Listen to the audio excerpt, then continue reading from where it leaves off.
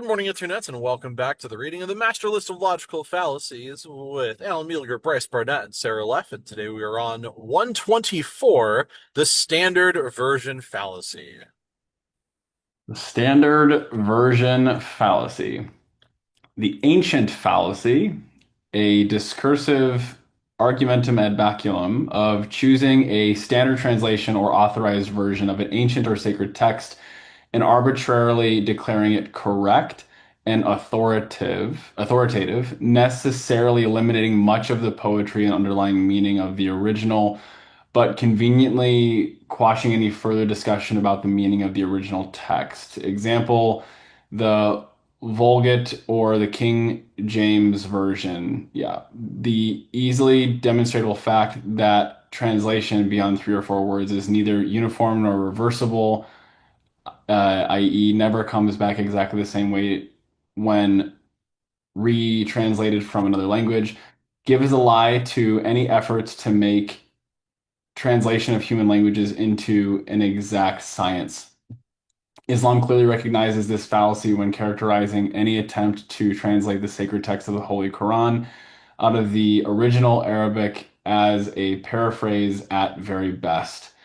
An obverse of this fallacy is the argumentum ad mysterium above. An extension of the standard version fallacy is the monolingual fallacy. At an academic level, the fallacy of ignorantly assuming, as a monolingual person, that transparent, in-depth translation between languages is the norm, or even possible at all, allowing one to conveniently and falsely ignore everyday issues of translation when close reading translated literature or academic text and theory. At the popular level, the monolingual fallacy allows monolinguals to blithely demand that visitors, migrants, refugees, and newcomers learn English either before arriving or else overnight after arrival in the United States, while applying no such demand to themselves when they go to Asia, Europe, Latin America, or even French-speaking areas of Canada. It's so funny. Not rarely, this fallacy descends into gross racism or ethnic discrimination. Example, the demagoguery of warning of Spanish being spoken right here on Main Street in taco trucks on every corner. See also othering and dog whistle politics. Wow.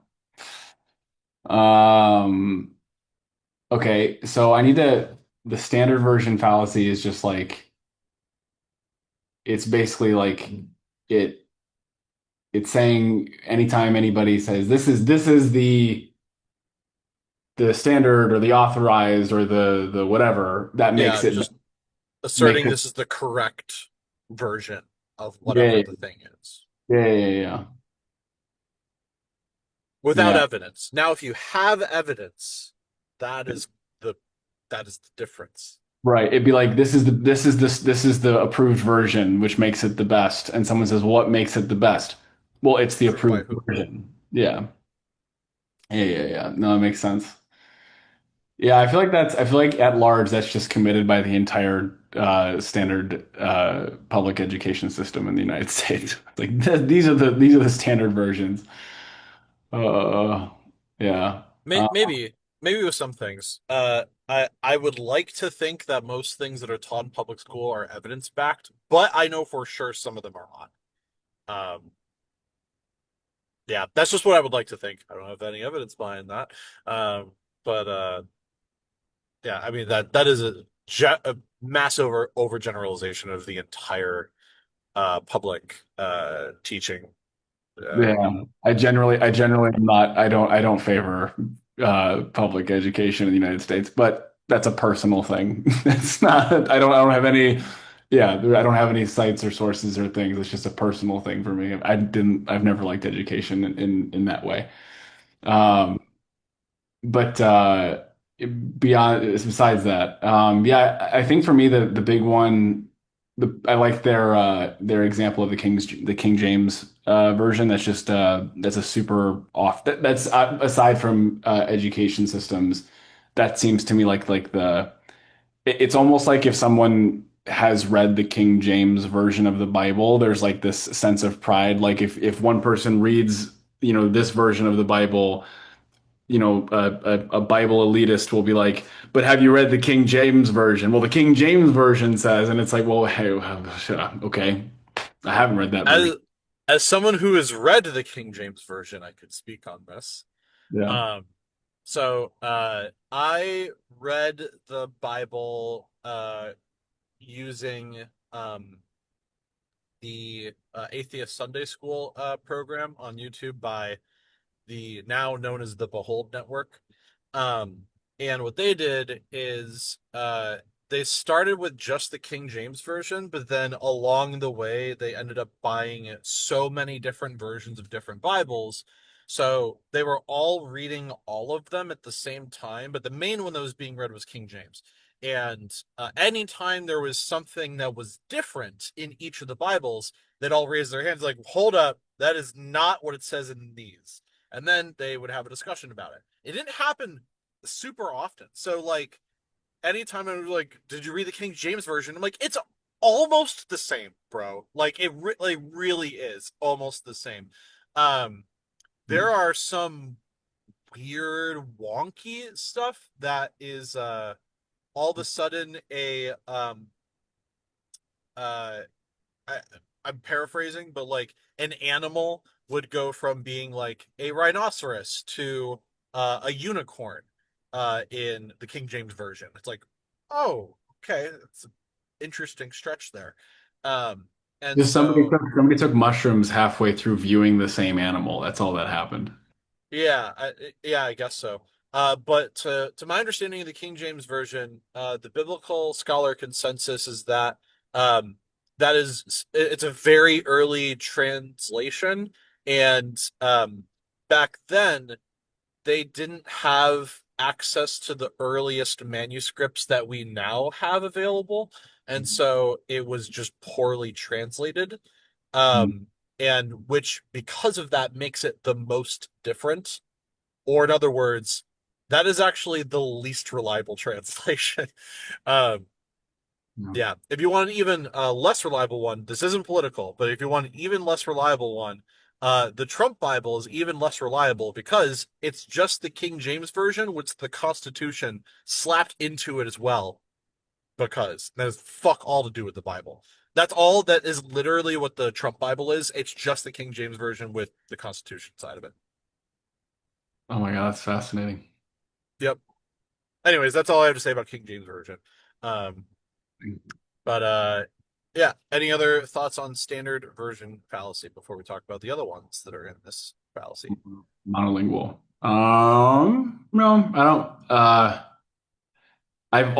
I can confidently say this is not something I've uh, done just because I've always hated the standardization, like standardized testing, like all that shit. I just hardcore disliked it always. And anytime anyone's like, this is the standard, this is the thing, this is the way to do it, and if you can't do this, then you're a loser, or you're blowing it, or any other Yeah, thing. I've always been a hard no to that type of behavior. So I can confidently I this one. yeah, I feel like I wish they would list the opposite of this fallacy because I know the opposite of this fallacy. And I feel like there's been times where you have done the opposite of this one, but not this one. The The opposite. opposite of this one is anti-establishment bias. But Mhm. I don't think I'm surprised they didn't list that in here. But like I don't know. I mean like anti-establishment bias is kind of a part of it. I guess it's not the exact obverse of this because it's not the perfect opposite, but there is because it's like you don't necessarily need an establishment behind like the King James version, for example. Yeah. So yeah, it's not an exact opposite, but for the most part, like anything public education, there's the Department of Education behind it, which you know isn't doing what it's supposed to do anymore. Um, and so uh, yeah, uh, yeah, I feel like anything that's like anti-establishment would be close to the opposite of this, but um, yeah, standard version. I'm trying to think like uh, I'm Even when we sure told I've their done man, this. Sorry, go ahead. even when we told people to read their manuals, Yeah, like that would have been that would have been like if we got an updated version of the manual. you need to give more context. I know what you're talking about, but you need to give more context for the audience and Yeah, yeah, Sarah yeah, yeah, because yeah. they have no idea what you're talking about. We had a when Bryce and I were working with Cutco, we a part of the training process is you're given this manual, and it was a word for word um, booklet that people, when they went and did their in-person demos, and they're also not their virtuals would do differently, but the in-person demos they would read out of this booklet word for word, and how they'd have it positioned as you'd have this like binder with pictures here for the customer to see, and then you'd have behind the binder on the table you'd put your manual and you'd read it, and we would always talk. We were taught to tell everybody to read it word for word, do not deviate, do not add anything extra. This is the this is the thing.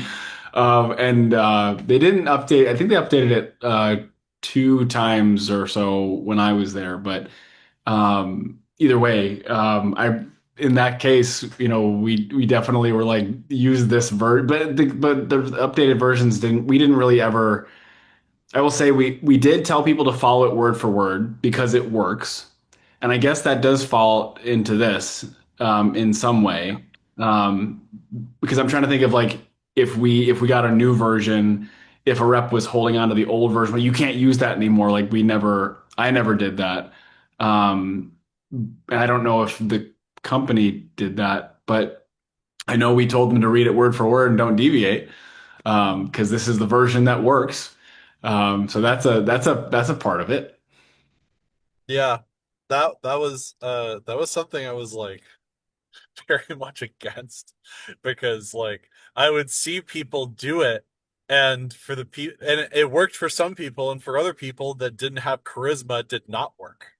Yeah. Uh and so you had to teach them extra stuff. And they're like, but that's not in the manual. And then the manual isn't fucking Bible, goddammit. But we would literally call that thing the Bible. It would the Cucko Bible. Yeah, yeah, Um, yeah, yeah. Which is funny because the more that you'd be in that job, the more you'd realize that no one's following it. no one's following the manual. Nobody's following the manual. And like you'd go to these like sales conferences and then you'd get these like people who are dropping, hundreds of thousands of dollars of knives. And it's like, oh yeah, I took apart my entire binder. I added new sections. I took this, yeah, just Yeah. like the whole thing. It was that was funny. I enjoyed that process. Yeah, I before I left, I was actually writing a definitive version of it that like you could actually read.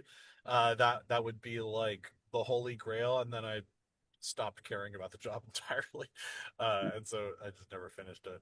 And I don't want to. And yeah, that's yeah, so Alan and I have definitely been guilty of that for standard version fallacy. Yeah, yeah, yeah. I You could argue I have done this um in regards to I don't know. I really like to cite science as much as humanly possible. And behind the things that science communicators say, um most often they will bring evidence to the table supporting their claims. But sometimes they don't for the assumption that it's so obvious that it's not necessary right now. And in those cases, I will take their word for it. And just because they're a science communicator, I will like declare that is correct without actual evidence behind it besides them just saying so. And that is a argument from authority. Did they mention that in this? I don't know. Mm-mm. Maybe they did.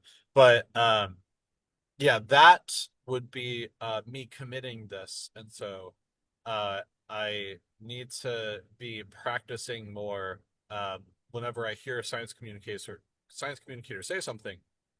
pay attention to the evidence that they share. If they don't share evidence, then I need to look up that evidence and make sure that it is correctly peer reviewed and holds up against scrutiny. Otherwise, if I can't back up what I'm saying or what somebody else is saying, then I shouldn't believe that thing. So, yeah, I've done that, and that's part of the standard version fallacy. Hmm. Um, Sarah, thoughts? Um, I always think it's interesting when they start the fallacy by saying like a an ancient fallacy or like Yeah. like something like that. I'm like, that's interesting to me. I wonder like why they're saying that, you know? Yeah. Um, Where's the evidence for that? Like, oh, this is yeah, yeah, yeah, yeah. yeah. I'm like, I need you to cite your source. Like, Oh, the Yeah. evidence that the fallacy is ancient. Well, yeah. Yeah. I guess that is like itself talking about itself. But it's what is it? Discursive argumentum ad baculum, and argumentum ad baculum is just argument from power. So Oh, okay. yeah, so I mean, have there always been power dynamics since ancient human civilization? I would argue definitely so. Um, Yeah. so yeah, I could easily believe that this is an ancient fallacy. Okay, yeah. Um, hold on, I'm rereading it. So it's basically saying that it's taking something like the King James version of the Bible and saying like everything is true. Because it's Sure. the King Oh, version. because it's that Yeah, it's version. just Okay. asserting that one particular version of a document is correct just because. And the because has no because. There's no evidence behind it. It's just asserting Okay. that that is the one Okay. Yeah. for no reason. I honestly I don't think I've used it or seen anyone use it, so I don't really have like an example for this one. Um, yeah. Cool. And then Monolithic. an obverse of this fallacy was argumentum ad mysterium. I forget what obverse means. We know argumentum ad mysterium, Yeah. but I'm trying to. Does that mean opposite? No, I think it This means like the close. opposite or counterpart of a fact or truth.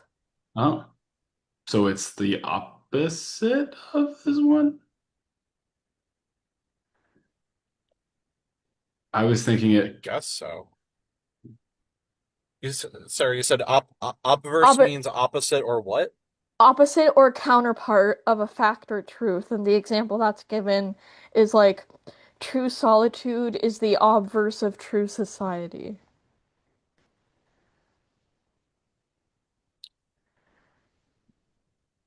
Opposite or Counterpart. counterpart? Yeah, that's interesting. Counterpart sounds like that it's connected to it and would be the opposite of what opposite All means. right, let me look at Merriam-Webster. Um, Or is that saying it's two different definitions? a counterpart having the opposite orientation. Oh, okay. That makes sense. Okay, so it's like opposite or almost opposite. Yeah. Okay, very well. So, argumentum ad mysterium would be I'm convinced of this thing because it is mysterious, because I do not understand it, I'm convinced of it, basically. That's like the shorter version of that. Yeah, yeah, Um, and so, yeah, I could see how that's an obverse, because this is saying it's true because it is the official version. yeah, Um, so, yeah, very yeah. well.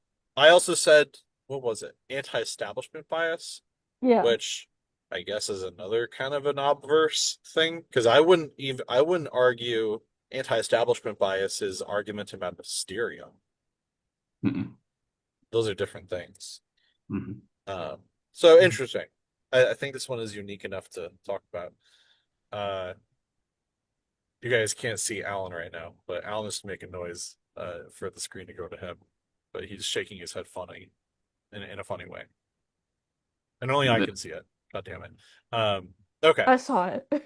I know, but like on YouTube, it only shows whoever's talking Oh, currently. yeah. Okay. So so we never saw Alan do that. Anyways, um, okay, an extension of the standard version fallacy is the monolingual fallacy, and we thought that one was funny. It Uh, was just funny because the person was clearly getting out a little bit of aggression in the Yeah. in the in the description. Particularly when he's just he or she or they are calling out uh Stereotypical Americans for yeah, uh, just like just flat out. This is so funny. Um I mean, that is a stereotype for a reason. I don't think many other people from other countries do this. I've only been in only so many other countries. I've been in Germany and I mean, yeah, you're Dominican Republic, and they understood English for the most part. yeah, Um, most countries do. Most yeah, countries. Um yeah, I know, I mean, if I were to talk about uh it'd be conjecture. It wouldn't be evidence based for me to talk about it. But it's yeah, I've only experienced this particular use case, like where it's like expecting people establishing that one language is the best language and everyone should be speaking that language immediately. And if you don't, then there's something wrong. I've only experienced that from Americans, honestly. yes. Now, to be fair, and this is entirely my opinion. I Yeah. do think English is the best language. Not because excuse me, sorry, not that it's the best, but that if we are to have one language that we all should be learning is English, only just because at this point it has so much momentum. Um, and it would be out of any language that I know of, that would be the easiest for everybody to adopt. Um, at this point, it would be English. That being said, I'm well aware English is not an easy language to know to learn. I know that for sure. I was gonna Um, say you always whenever like you say something and I'm like, actually it's this, you're like, I hate English, so yeah. I'm kind of surprised you're saying this right now. Well, the and I guess this is another bias. Again, all this is totally my opinion. Um, there's so much media, especially movies, that are made in Hollywood. And so Hmm. and everything that we make is in English. And so um there's so much historical language being recorded in English that whether that be intentional or not, you decide, uh has so much history behind it. And so a lot of people are missing out on history, not knowing English. I know that is privileged as fuck for me to say. Um, but at this point, yeah, I do think that if it were to be any language, it should be that one. Um, Now, at the same time, we should definitely make sure that no more languages become dead languages. Um, and I think that's important for people to learn as many languages possible. I think that's great. Uh, Meanwhile, here, I'm still sucking at English because of my dyslexia, and I wish I knew Spanish because that would be fantastic. Um, but yeah, I only took a very little bit of that in middle school, and Yeah. Uh, that was all my opinion. And I know some people are probably really mad at me for all that, but I'm just that's just my thoughts. That's just my opinion. I'm definitely part of the stereotypical uh American. Not to this degree that this fallacy describes. I don't actually think that like anyone has a responsibility to literally learn English. Um, that's not what I'm saying. I'm just saying if there was a language that everyone should know at this point, it would probably be easiest for everyone to learn English. That's all I'm saying. Nice. People are Sweet. gonna kill me for that one. Um, I think if it's you I just think if you say I think that if you go from I think the two statements, I think English is the best language. And I think English would be the easiest to adopt at a global scale given how much it's used already. I think between the two, one of those, no one's coming after you for. The other one, everyone's like, what do you mean? You know, oh is no, it yeah, oh yeah. I take back saying English is the best language. That was there you go. unintentional hyperbole.